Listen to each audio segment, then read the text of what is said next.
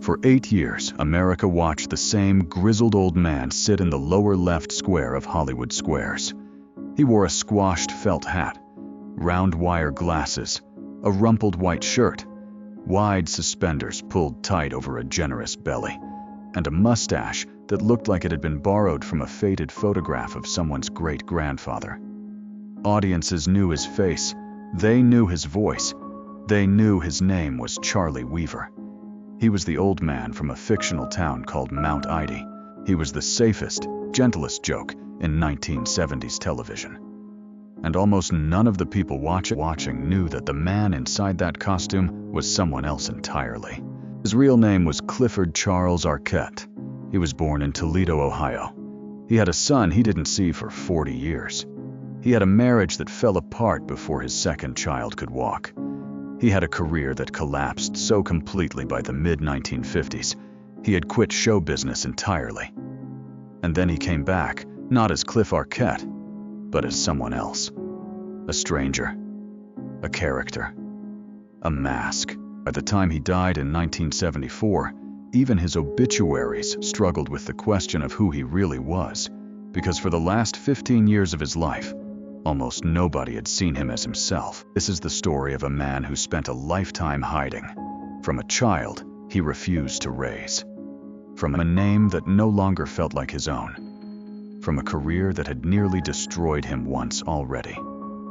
He hid behind a mustache and a pair of round glasses, and he hid so well that millions of Americans loved him without ever knowing who he was. But there is a strange kind of justice in how it ended, because the name Cliff Arquette spent half his life concealing that one real name would, in the decades after his death, become one of the most famous names in Hollywood, just not because of him. Clifford Charles Arquette was born on December 27, 1905 in Toledo, Ohio. He was the youngest of 4 children. His parents were not farmers or factory workers. They were vaudeville performers. His father, Charles Augustus Arquette, had spent years on the small-time circuit playing piano and telling jokes in halls that smelled of stale cigars and gas lamps. The family was of French-Canadian descent. Their original surname had been Arquette, A-R-C-O-U-E-T, but somewhere along the line, like so many immigrant families, they had let the spelling soften into something American audiences could pronounce. Cliff grew up in the wings of theaters. He learned before anything else that being someone you weren't was a way to earn a living. And then came the secret that almost no one in the audience would ever learn. Cliff Arquette was 16 years old when his teenage girlfriend became pregnant. The boy was born in 1921. They named him Alden. The marriage, if you can call it that, between 2 children was annulled almost immediately. There is no formal record of the wedding. There is only a record of the boy. And then, there is nothing. Cliff Arquette walked away. He did not raise his first son. He did not visit him. He did not see Alden Arquette again for decades. The boy grew up entirely without him, married a woman named Elsie in 1945, and lived his entire life believing his father had simply chosen not to come back. Cliff Arquette's escape from that life was music. He started out playing piano in nightclubs, hammering ragtime and stride for tips on a cracked upright. By the age of 17, he had joined the Henry Halstead Orchestra, a major dance band that played ballrooms and films, and the new medium of radio. Radio, it turned out, was where he was going to make his name. By the mid-1930s, Cliff Arquette was one of the busiest comedy voices in Chicago.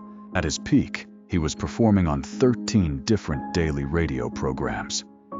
To make it work, he traveled between studios on a strange improvised route that included at one stage a motorboat across the Chicago River. He was 28 years old, and he was the most overworked, unknown man in American broadcasting. In 1933, he married a woman named Mildred Nesbitt LeMay. 2 years later, in December of 1935, she gave birth to their son. They named him Louis Michael Arquette. He was Cliff's second child, and the only one Cliff Arquette would acknowledge in public for the rest of his life. The marriage was over almost as quickly as it had begun. By 1938, they were divorced. Lewis grew up mostly without his father in the house, and around the same time, Cliff Arquette did something almost no one knows about. In the late 1930s, he invented the modern rubber theatrical prosthetic mask, flexible enough to allow facial expression, porous enough to let the actor breathe. The man who would spend his life hiding behind a face that wasn't his own had literally invented a better one. 1940s came and went. Cliff Arquette worked. He bounced between radio shows. He guested on Dragnet, where Jack Webb famously stone-faced broke character on air and laughed out loud at him, the only time it would happen in the program's first 8 years. But by the mid-1950s, the radio world was dying. Television was taking everything. Cliff was in his late 40s, divorced, distant from his only legitimate son, completely estranged from his first son, and watching his livelihood disappear. So in 1955, he did the thing performers almost never admit they have done. He stopped. He quit. He retired from show business altogether. He went home and he disappeared. And here is where the story turns on a single accidental moment. It is the late 1950s. Cliff Arquette is at home sitting in front of his television. He has a glass of scotch in his hand. On the screen is The Tonight Show, hosted by Jack Paar. And in the middle of the broadcast, Paar, speaking to the camera, almost to himself, asks a rhetorical question. Whatever became of Cliff Arquette, Cliff would later say that he almost dropped his scotch. He had been retired, forgotten, written off. And the host of the biggest talk show in America had just said his name out loud on national television. He took it as a sign. In 1957, he picked up the telephone and he called Jack Paar back. When Cliff Arquette came back, he came back in costume. He had created a character years earlier on a small radio program, a folksy old man from a town that didn't exist, a town he called Mount Ida. The old man's name was Charley Weaver. Charley wrote letters from his mother. He told stories about neighbors named Bertie Rod and Grandpa Og, and a woman called Elsie Crack. He wore a battered hat. He wore round glasses. He wore the suspenders. And the audience, Paar's audience, the late-night audience, an entire country looking for something gentle in a hardening decade, fell in love. Within months, Charley Weaver was the most popular recurring guest on The Tonight Show. And Cliff Arquette, the man, the real man, began to disappear under the costume he had built to survive. It became more than a job. It became him. Cliff Arquette stopped appearing in public as himself almost entirely. He arrived at every interview, every photograph, every charity event in the hat, in the glasses, in the mustache. He published books, 3 of them under the name Charley Weaver. He recorded an album under the name Charley Weaver. He hosted a short-lived ABC series called Charley Weaver's Hobby Lobby. In one of the strangest twists of 1960s American advertising, when the syrup company Mrs. Butterworth needed an actor to play their bottle-shaped grandmother, in television commercials they hired Cliff Arquette. He dressed as the old lady, kept his real mustache, and spoke in a soft falsetto. "Hello," he would say. "Mrs. Butterworth here."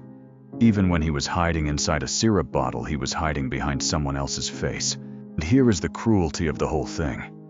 The man who built his entire late career around a mask, the man who hid his real face from his audience for almost 2 decades, was in his earlier years the inventor of the modern theatrical mask. He had figured out in the late 1930s how to make rubber soft enough to move with a real face and porous enough to let a real face breathe. He had built the technology that allowed actors to disappear, and then in his 50s, he had used that same idea in a softer form to disappear himself. Charley Weaver was not just a costume. He was a survival device. And he worked so well that by 1965, when a new game show came calling, Cliff Arquette no longer needed to be invited as Cliff Arquette. They invited The Mask. Hollywood Squares premiered on October 17, 1966. The premise was simple. 9 celebrities sat inside a giant tic-tac-toe board. The host, Peter Marshall, asked them questions. The contestants tried to guess if the celebrity's answer was true or false.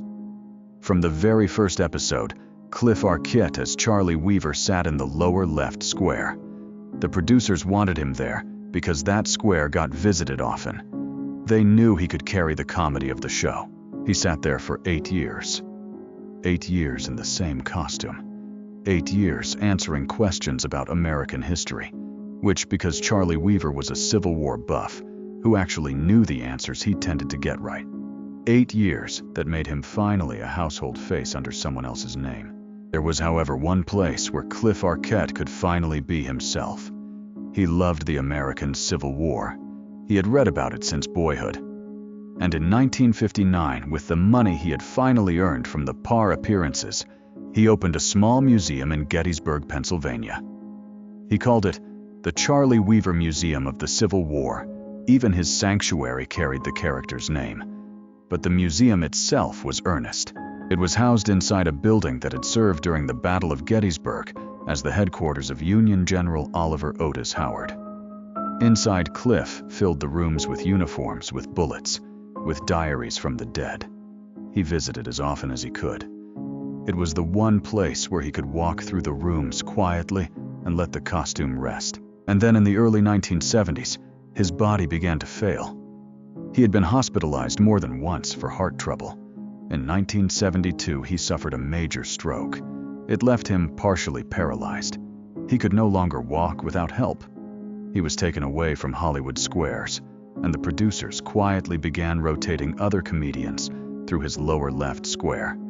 Most often, a soft-voiced man named George Gobel, who would, after Cliff's death, take over the seat permanently.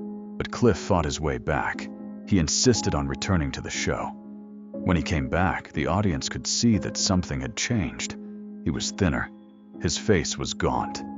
The hat sat differently on his head. But the voice, the slow, dry, perfectly timed voice, was still there. On September 23, 1974, Cliff Arquette suffered another stroke at his home in Burbank, California. He died that same day. He was 68 years old. The Hollywood trade papers reported the death of Charley Weaver, the beloved Hollywood Squares panelist. A few of the longer obituaries remembered to mention his real name. Most did not. His audience grieved a character. Almost nobody outside of his family grieved the man. Cliff was cremated quietly, without the mustache, without the round glasses, without the squashed felt hat. For the first time in nearly 20 years, his own face was the only face he wore. And then he was gone. Cliff Arquette had not been much of a father to Louis. He had been away too often. He had been somebody else too often. But Louis Arquette grew up anyway. He studied acting at the Lee Strasberg studio in New York. He moved to Chicago and ran the famous Second City Comedy Theater for several years. He married a woman named Brenda, known to everyone as Marty, who was the daughter of a Polish Holocaust refugee. He became a working character actor, and in 1978, 4 years after his father's death, Louis Arquette landed the recurring role of J.D. Pickett on The Waltons. He played that role for 4 years. He kept the surname. He carried it forward. And then, very quietly, he and Marty had 5 children. 5 children. Rosanna, born first, would become a movie star, desperately seeking Susan Pulp. Fiction After Hours. Patricia would become an Academy Award winner for the film Boyhood in 2015. David would star in the Scream films and marry Courtney Cox of Friends. Alexis would become one of the most visible transgender performers in American cinema before her death in 2016. Richmond would work more quietly as a respected character actor. 5 children with the surname Arquette. 5 working performers. And then the grandchildren came, and the great-grandchildren, and the family kept building. The name that Cliff had spent the second half of his life hiding the name almost nobody on his television show had ever spoken out loud, became by accident one of the most recognizable surnames in modern Hollywood. And then there is Alden, the first son. The boy Cliff Arquette had abandoned in 1921 and refused to see for almost half a century. The records here are sparse because the family kept them sparse on purpose. But what we know is this. Late in his life, late enough that there was almost no time left, Cliff Arquette finally went and met his first son. He sat down with Alden. He saw the man Alden had become. He saw Alden's wife, Elsie, who he had married back in 1945, and Alden's son, James, who was Cliff's own grandson. We do not know what was said in that room. We do not have a transcript. We only know that the meeting happened. The mask for that one afternoon came off. Cliff Arquette spent his whole life building distance between himself and his real name. He gave it up to a character. He gave it up to a mask. He gave it up so completely that when he died, the country grieved a man who never existed. And yet, half a century later, his real name is everywhere. It is on movie posters. It is on Oscar stages. It is on the spines of biographies that have nothing to do with Hollywood squares. The man who hid behind Charley Weaver gave the world more than he ever meant to give. He gave it a son who became an actor, grandchildren who became stars, a surname that refused to disappear with him. The mask is gone now. The hat is gone. The square is gone. But Arquette is forever.